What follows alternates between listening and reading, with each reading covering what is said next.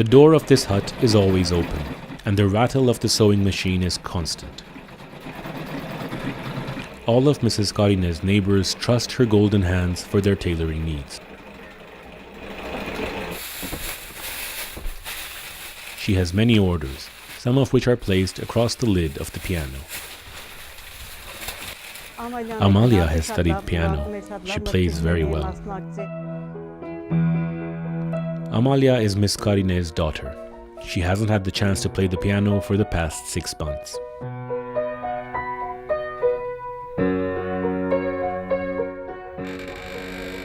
The creaking of the door, the sound of the sewing machine, and music from the piano reach the rain-soaked ceiling and every moldy corner around the hut, scaring the mice off. For a month now, a mousetrap has been waiting for its prey. Because of yesterday's rain, there is water everywhere again, and it leaks here constantly. See? Constantly. Karine's old apartment in a tall building in Gyumri survived the 1988 earthquake, but had sustained extensive damage. The residents had to leave while the building was being repaired. 10 years later, Karine found out that she couldn't return to her first-floor apartment, as her neighbor had built a wall that blocked the sun. There was a massive wall right in front. Eventually, my apartment was taken away from me, and I was left homeless. I've been homeless ever since. Karine's husband left. Her mother-in-law bought this hut, and the government promised to provide her with a home.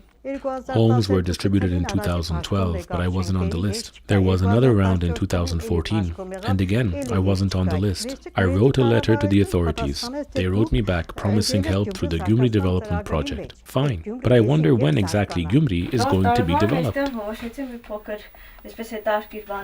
Amalya is of the same age as the hut, exactly 25 years old. She's a social worker. She helps people with disabilities find jobs. Each person chooses the specialty which he or she has needed in the past. I myself have needed the help of a social worker once. Amalya has bought the computer, refrigerator, and washing machine with her earnings. She can buy some other indispensable items, if only there were room for them in the hut. I love my country. Our only problem is housing. I just want us to live in a decent home. Nothing else. I'm not asking for a job. I'm not asking for a source of income. I'm not crying and asking people for this or that. Amalya has tried to get a home loan. She was told she needed real estate to put up as collateral.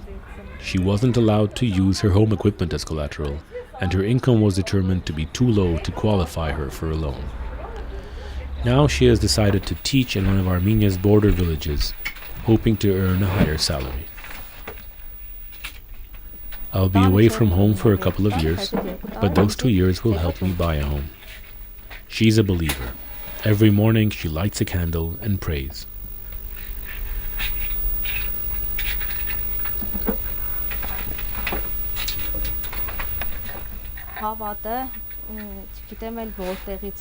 I don't know why my faith is so strong.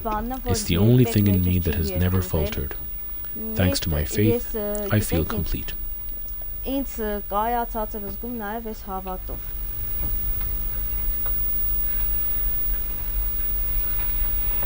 She asked that this video be happy and colorful, like the lilacs that have blossomed around the hut.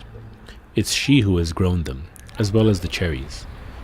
She says the trees make one forget about the creaking door and the crack that has been covered with tin and stone to keep the wind out.